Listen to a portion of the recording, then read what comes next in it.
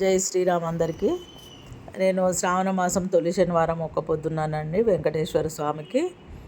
ఇక్కడైతే నేను అలాగే ఇక్కడ మా అమ్మ వాళ్ళు ఉంటారు కాబట్టి నాకు అదే అలవాటు అయిపోయింది.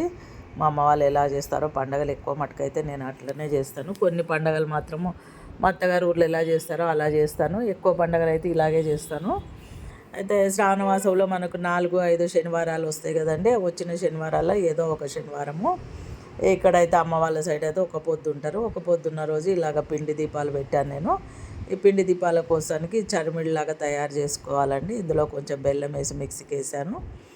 అరటిపండు అలా కొంచెం నెయ్యి వేసి కొంచెం వాటర్ వేసి కలిపి పిండి దీపాలు తయారు చేశాను. నైవేద్యం కోసానికి పరమాన్నం చేశాను. అలాగే దాంట్లోకి మనము కొంచెం తెల్లన్నం చేసి అందులోకి ఇక్కడ బజ్జీ అని అంటారండి, చింతపండుతో చేస్తారు బజ్జీ. అయితే అందులో ఉల్లిపాయ ఎల్లిపాయ వేయకుండా కొంచెం బెల్లము ఉప్పు కారం వేసి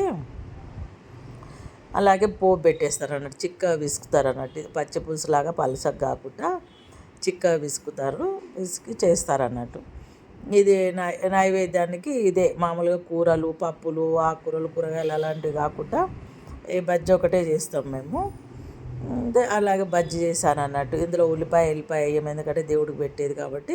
మనం టేస్ట్ కోసం కావాల్సింటే తర్వాత ఏమన్నా వేసుకోవచ్చండి, నువ్వుల పొడి కానీ జీలకర్ర మెంతుల పొడి అలాంటివన్నీ కూడా మనం తర్వాత వేసుకోవచ్చు.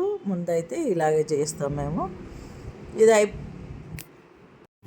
పిండి దీపాలు చేసేటప్పుడు వీడియో చేసేటంత టైం లేకుండా ఉందండి, ఎందుకంటే కొంచెం కాలు నొప్పితో ఉన్నాను కదా, దానికోసమని ఇంకా ఎక్కువ నిలబడటము చేయటం అట్లా బాగా కొంచెం నడుము నొప్పి కాలు నొప్పులు అలాంటివన్నీ ఎక్కువైతున్నాయని చెప్పేసి అని ఇంకా గబగబా చేసేసాను. చేసేటప్పుడు వీడియో తీసడం టైం లేకుండా, అందుకోసం పిండి దీపాలు ఎలా చేయాలనేది చూపించలేదు, మిగతా అన్నీ చూపిస్తున్నాను చూడండి.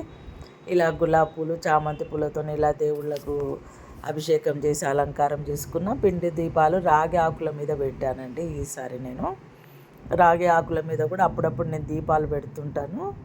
అయితే పిండి దీపాలు కాబట్టి మామూలు దీపం పెడుతుంటాను రాగి ఆకు మీద దేవుడి ముందు.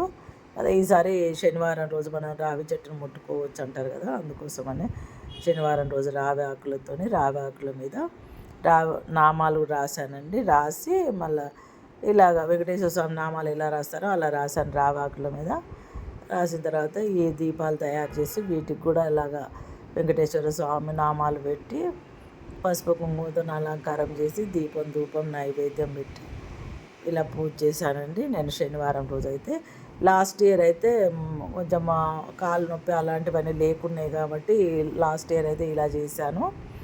టీపాయ్ వేసి అంత అలంకారం చేసి స్వామికి ఇలా తులసి మాల పూలమాల ఒత్తిపత్తి మాల ఇలా వేసి చేశాను. ఈసారి మాత్రం సింపుల్గానే చేసుకున్నానండి.